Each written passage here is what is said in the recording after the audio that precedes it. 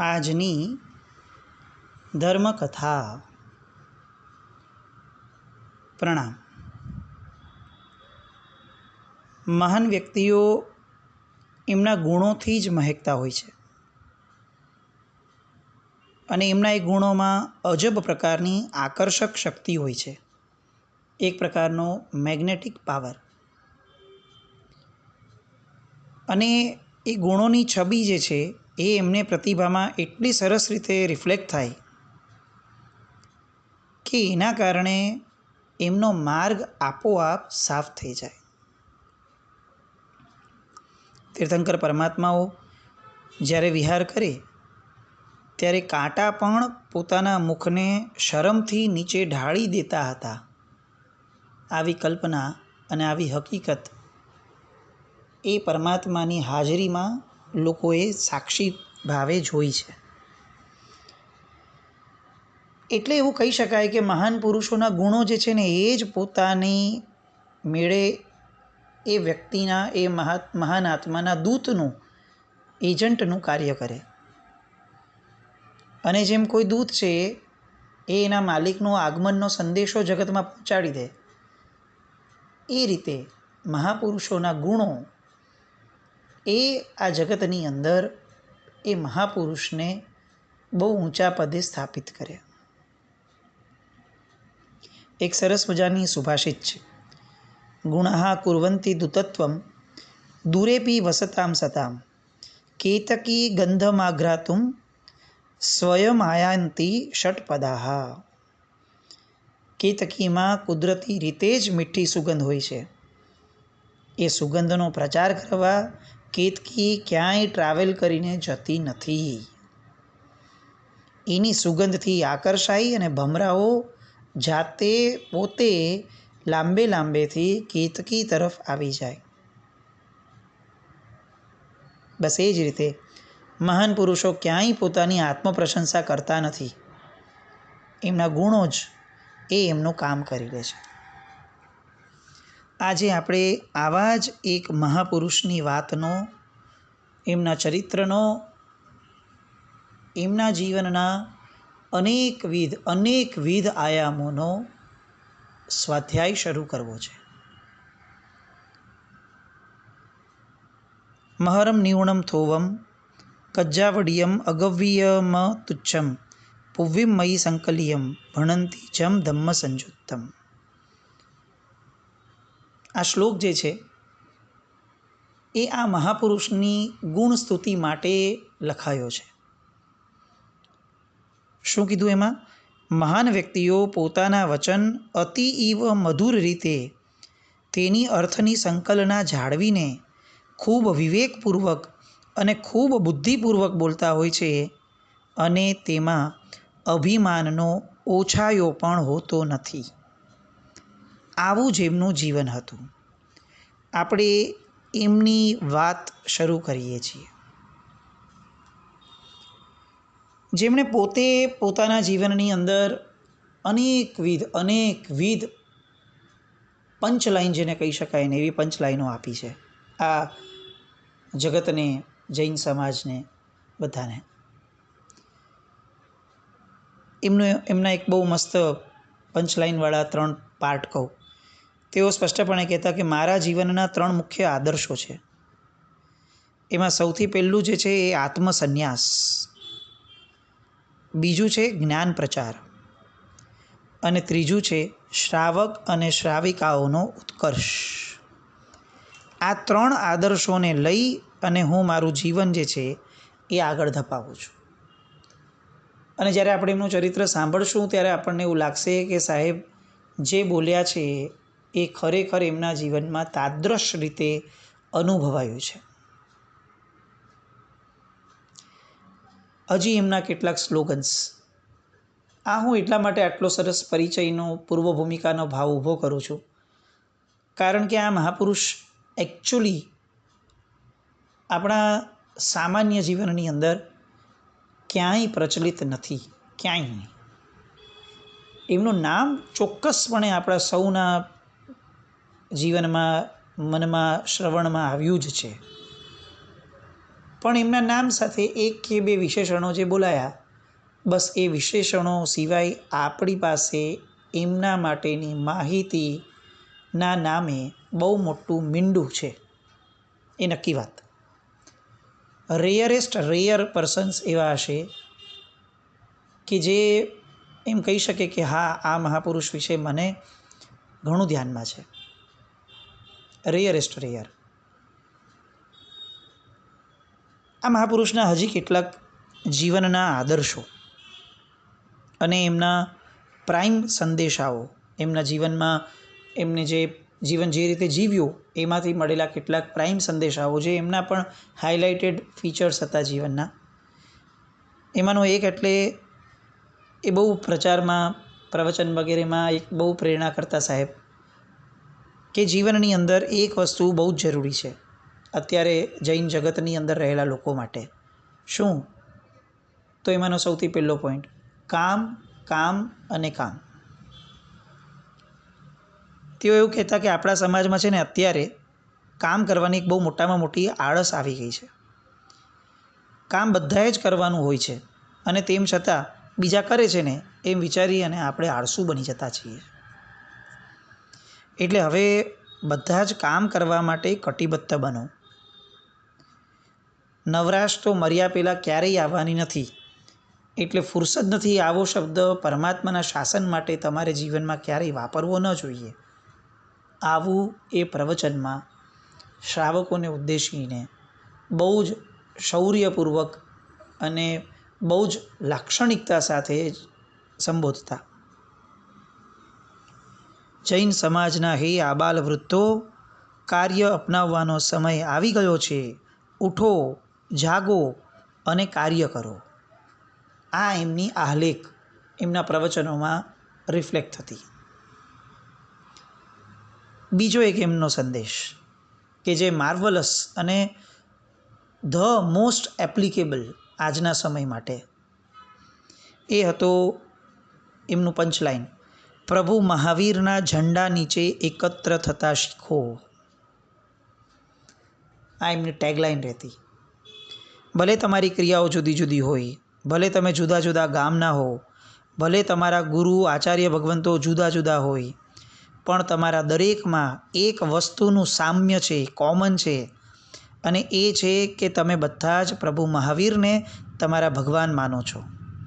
તો પછી ભગવાન મહાવીરના ઝંડા નીચે બધા એકત્ર થાઓ અને આપણા બધાનું, જૈનોનું વધુમાં વધુ કલ્યાણ થાય, પ્રભુના સિદ્ધાંતોનો વધુમાં વધુ પ્રચાર થાય અને આપણી લોકોની એકતા વધુમાં વધુ ટકી રહે, વધી રહે, એ રીતે એકત્રિત થઈ, સંગઠિત થઈ પ્રચાર કરો. સંગઠનથી ચમત્કારિક લાભો મળશે. આ એમની પ્રેરણા. આજના સમયના પરિપ્રેક્ષ્યમાં વિચાર કરવા જઈએ તો અત્યંત જરૂરી લાગે. ઘણીવાર એવું લાગે કે એક સ્તવનની કડી, એક ભક્તિ ગીતની કડી બહુ સરસ છે, વર્તમાન કો વર્ધમાન કી આવશ્યકતા હૈ. વાત સાચી છે, પણ કદાચ વર્ધમાન સ્વામી તો નથી જ આવવાના એ આપણે જાણીએ છીએ, પણ અત્યારે એવું લાગે છે કે વર્તમાન કો વલ્લભ સુરી કી આવશ્યકતા હૈ. પરમ પૂજ્ય આચાર્ય ભગવાન શ્રીમદ વિજય વલ્લભ સુરીશ્વરજી મહારાજા. નામ પડે અને વિશેષણ લેવું જ પડે, પંજાબ કેસરી. પણ આપણે બધાની દરિદ્રતા છે, આપણા બધાની જ, કે આપણે એ પંજાબ કેસરીને ફક્ત અને ફક્ત પંજાબના જ ગણી અને એમને સાવ આપણા મુખ્ય પ્રવાહથી અળગા કરી દીધા. કેટલા વ્યક્તિઓ છે આપણા પાસે કે જે વલ્લભસુરી મહારાજ સાહેબ માટે, એમની વાતો માટે આમ છડે ચોક કલાકો બોલી શકે? આપણા આ પંજાબ સિવાયનું જે આપણો આ ઉત્તરનો ભાગ આખો છે, આપણો ગુજરાત મહારાષ્ટ્રવાળો, ત્યાંની નવી જનરેશનને તો આ વલ્લભસુરી મહારાજ સાહેબનું નામ ખબર હોય ને તો પણ કદાચ એ આનંદનો વિષય બની જાય ને, એટલી હદ સુધી આપણે કદાચ આ વલ્લભસુરી મહારાજ સાહેબને ઓળખવામાં બહુ નબળા સાબિત થયા છે. અને એ મહાપુરુષનું ચરિત્ર જેમ જેમ આગળ વધતું જશે એમ એમ આપણને લાગશે કે આ મહાપુરુષને વિસરવા એ જ કદાચ અત્યારના કાળના દૂષણોમાં આપણને જે માર્ગ નથી મળતો ને એનું કારણ છે. એમની એક એક વાતો, પંચલાઈન, ટેગલાઈન, એ આમ આપણને લાગે કે આ અત્યારના સમાજને સૌથી વધારે જો કોઈની જરૂર છે, સૌથી વધારે, તો પૂજ્ય વલ્લભસુરી મહારાજની. જુઓ, ધાર્મિક સ્તર એ આખી ઘટના અલગ છે અને સામાજિક સ્તર એ આખી ઘટના અલગ છે. અત્યારે આપણે ધાર્મિક રીતે કેટલા ફૂલ્યા ફાલ્યા એ પ્રશ્ન છે જ કે કેટલા ઊંડાણથી ફૂલ્યા ફાલ્યા છીએ. પણ એક વસ્તુ તો આપણે બધા બહુ પ્રેમથી સ્વીકારશું કે આપણે સામાજિક લેવલ ઉપર ઓલમોસ્ટ ખતમ થઈ ગયા છીએ. જે સમાજના બંધનો હતા, આપણી લગ્ન સંસ્થા માટેના, આપણા જીવનના રોજના વ્યવહાર માટેના, આપણી આચાર સંપન્નતાની જે વાડ હતી સમાજના બંધનોના કારણે, સમાજની રૂઢિઓના કારણે, એ બધાને આજે છેલ્લા કેટલાક વર્ષોથી રૂઢિચુસ્ત કહી અને એવી રીતે ફેંકી દેવાયા છે કે આજે સૌથી પહેલું જો કોઈ માળખું તૂટ્યું છે તો એ સામાજિક માળખું તૂટ્યું છે. અને પૂજ્ય વલ્લભસુરી મહારાજ સાહેબના જીવનની અંદર આપણે જોઈશું આગળ ચરિત્રમાં, પણ જો એમણે સૌથી વધારે કોઈ વસ્તુ પર મહત્ત્વ આપ્યું છે તો એ હતું સમાજ સુધારણા. સમાજ સુધરવો જોઈએ. જો સમાજ નહીં સુધરે તો આ જ સમાજમાંથી સંતો આવવાના છે. સમાજ એ સંતોની જનની છે, કારણ કે આ જ સમાજોમાંથી સંતો આવશે અને બગડેલા સમાજમાંથી આવેલા સંતો એ કેટલો સુધારો લાવશે એ બહુ મોટો પ્રશ્નચિહ્ન ઊભો થશે. આ વાત જે તેઓ હંમેશા કરતા એ આજે આપણને ખરેખર એવું લાગે છે કે કેટલાક આશ્ચર્યો ચોક્કસ છે જ, પણ તેમ છતાં આ બાબત પર બહુ જ વિચારવા જેવું છે. એમનો એક સંદેશ, આત્માને પવિત્ર બનાવો. બહુ સરસ વાત સાહેબ આવું કહેતા હતા કે જ્યાં સુધી આત્મા કર્મથી વીંટળાયેલો છે ને ત્યાં સુધી એમની કિંમત આત્માની છોતરાવાળા ચોખા જેવી છે. જેમ ઉપરનું છોતરું કાઢી નાખો અને છોતરાની કોઈ કિંમત નથી, પણ પછી જે ચોખ્ખો બચે ને એ ચોખાની કિંમત બહુ મોટી છે. એવી રીતે કર્મોનો નાશ થાય ને તો જ અંદર છુપાયેલા આત્માની કિંમત થશે. અને પછી તો આત્મા પોતાની મેળે ઉપર ને ઉપર ચડતો જ હશે, પણ એની માટે કશાયોનો ત્યાગ કરવો પડશે, રાગ દ્વેષને ઘટાડવા પડશે, તપ કરી આત્માને એના મૂળ સ્વરૂપની પ્રાપ્તિ માટે માર્ગદર્શન આપવું પડશે. તો જ આ આત્માને એની પોતાની ખરી કિંમત મળશે. અને એ માટે એમણે 2-3 ઉપાયો પણ બતાવેલા. સારો સ્વભાવ રાખો, સંગઠન સાધો અને સદબુદ્ધિ રાખો. આજે હું આ મહાપુરુષના ચરિત્રની શરૂઆત કરતાં પહેલાં હું ચોક્કસ ઈચ્છું છું કે આ મહાપુરુષના ચરિત્ર કરતાં વધુ મહત્ત્વનું આ મહાપુરુષ પ્રત્યેનો સદભાવ છે. આપણે એમને સમજ્યા જ નથી, ઓળખ્યા જ નથી, એમના વિશે કંઈ જાણતા જ નથી, અને સીધું જ જો આપણે ચરિત્ર સારું કરી દઈશું તો મને એવું લાગે છે કે એ મહાપુરુષને આપણે જોઈએ એટલા બહુમાનની દૃષ્ટિથી કે બુદ્ધિથી નહીં લઈ શકીએ. અને આ બધા ટંકશાળી વચનો એમના હું એટલા માટે લઉં છું કારણ કે આપણને ખ્યાલ આવે કે આ મહાપુરુષનું વિઝન શું હતું. એ સમયે અનેકવિધ મહાપુરુષો એવા થઈ ગયા કે જે મહાપુરુષો પોતપોતાના ક્ષેત્રોમાં આમ પીક ઉપર હતા. આપણે જોયું પણ ખરા. પછી એ પૂજ્ય શાસન સમ્રાટ હોય, પૂજ્ય બાપજી મહારાજ હોય, પૂજ્ય નીતિસુરી મહારાજ હોય, સાગરાનંદ સુરી મહારાજ સાહેબ હોય, અને બીજા પણ અનેક મહાત્માઓ, દરેક પોતપોતાના ફિલ્ડને સાચવતા. આમ જોવા જઈએ ને તો કોઈ પણ મહાત્માઓએ ક્યાંય બીજાના ફિલ્ડની અંદર કોઈ વધારે પડતા એગ્રેશન સાથે આમ કોમનલી 2 ફિલ્ડ લઈને બેઠા હોય અને કોઈ ઘા કર્યો હોય એવી શક્યતાઓ જ નથી દેખાતી. જાણે દરેક વ્યક્તિ પહેલેથી ઈશ્વર પાસેથી સમજીને આવ્યા હતા કે ચલો મને કયું ક્ષેત્ર બાકી છે એ આપો. અને એટલી પોઝિટિવિટી સાથે બધા આ મહાપુરુષો જીવ્યા કે સમકાલીન હોવા છતાં પણ આ બધા મહાત્માઓ ક્યાંય એકબીજાના કોઈના ક્લેશમાં આવે એવી શક્યતા પણ એ લોકોમાં ન હતી. અને એટ ધ સેમ ટાઈમ આ બધા મહાપુરુષોનો એકબીજા પ્રત્યેનો સદભાવ ઇમ્મેન્સ હતો. આપણે બાપજી મહારાજનું ચરિત્ર પૂરું કર્યું. આ બાપજી મહારાજ શાસન સમ્રાટને મળ્યા હતા, રાજસ્થાનમાં હતા ત્યારે, અને બીજી પણ ઘણી વાર મળ્યા હશે. પણ એ સમયે તિથિ વિષયક કેટલીક વસ્તુઓનું સંમેલન વગેરેનું વિચારણાનું ધોરણ એ બધું થોડું એગ્રેસિવ રીતે ચાલતું હતું બધા જ મહાપુરુષો વચ્ચે, મોટા મોટા મહાત્માઓ વચ્ચે. આપણે લગભગ 25, 27, 28 દિવસમાં જોયું કે આ બાપજી મહારાજે કેવું ગજબનું પોતાનું એમનું જીવન લઈને બેઠેલા, કેવી ગજબનાક પ્રતિભા હતી. આપણે શાસન સમ્રાટ સમયે પણ જોયું હતું કે શાસન સમ્રાટની પ્રતિભા પણ કેવી અનુપમ હતી. આપણે માની ન શકીએ કે આ બાપજી મહારાજે એવું કહ્યું હતું જાહેરમાં કે જુઓ, આ બાબતની અંદર મને એવું લાગે છે કે આપણે બધા જ જો વિચાર કરશું ને તો આમાંથી આપણે પાર નહીં પડીએ. અને એટલે હું મારા સમુદાય વતી હું જણાવું છું કે શાસન સમ્રાટ જે નિર્ણય લેશે એ નિર્ણયમાં અમારી સહમતિ હશે.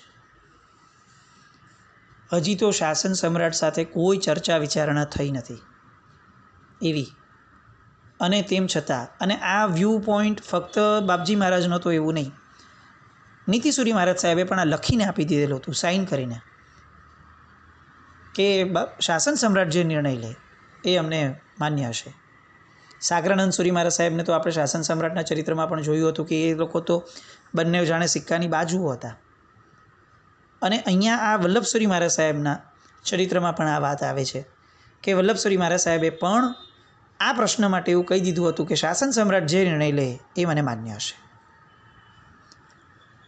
મુદ્દો એ અત્યારે નથી આપણે વિચારતા કે શાસન સમ્રાટ માટે લોકોને કેટલું માન હતું.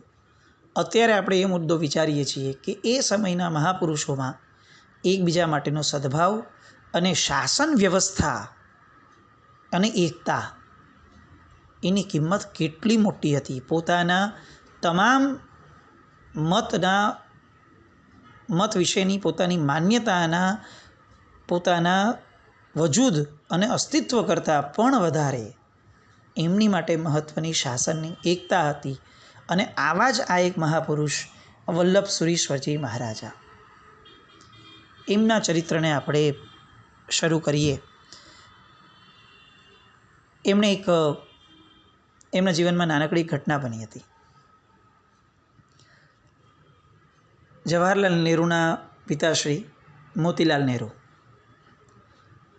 હું કથા આવતીકાલથી શરૂ કરવાનો છું, એટલે આજે હું કેટલીક પૂર્વ ભૂમિકાના મોડમાં છું. અને બહુ સામાન્ય રીતે મારે એમના પ્રત્યે કેટલુંક સદભાવ ઊભો કરવો છે અને કરાવવો છે. મોતીલાલ નહેરુ એ એકવાર પૂજ્યશ્રી સાથે, વલ્લભસુરી મહારાજ સાહેબ સાથે મંચ પર એક સાથે હતા. અને વલ્લભસુરી મહારાજ સાહેબ સમાજના અનેક પ્રશ્નોની અંદર પોતે એક્ટિવલી પાર્ટિસિપન્ટ તો હતા જ, પણ એ સમયના સ્વાતંત્ર્ય સંગ્રામમાં પણ વલ્લભસુરી મહારાજ સાહેબ બહુ જ એક્ટિવ હતા. અને એટલે સભામાં પોતે પણ સાહેબ સ્ટેજ ઉપર બિરાજમાન, અને સ્વદેશીની વાતો એ માટેનું એક આખું એ સંમેલન હતું. દરેકે પોતપોતાનું વક્તવ્ય આપ્યું. મોતીલાલ નહેરુ પણ આમ જબરદસ્ત બોલ્યા, પૂજ્યશ્રી પણ ઘણું બધું બોલ્યા. એ પછીથી મોતીલાલ નહેરુ જે છે એ પૂજ્યશ્રીની આભાથી બહુ આકર્ષિત થયા. એટલે સંમેલન વગેરે પત્યું એ પછીથી એ સાહેબની આગળ વંદન કરવા અને વાત કરવા આવ્યા. એ આવ્યા, જેટલું એમને આવડતું હશે એટલા વિનમ્ર ભાવે એ બેઠા. પૂજ્યશ્રીએ પણ એમની હારે બહુ સરસ શરૂઆત કરી. અને પછીથી એકદમ માર્મિક રીતે સાહેબે એમને પૂછ્યું, મોતીલાલ भाई, आप स्वदेशी की इतनी सारी बात करते हो, बहुत अच्छी बात करते हो, लेकिन आप जो सिगरेट पीते हो ना वो विदेशी है. मैं सिर्फ आपको ये बताना चाहता हूँ. આ સાહેબનો માર્મિક એક ટૂણો, અને એ જ ક્ષણે મોતીલાલ નહેરુનું ઊભા થવું અને ઊભા થઈ પોતાના ખીચામાં જેટલી પણ સિગરેટ હતી એ બધી ફેંકી દીધી.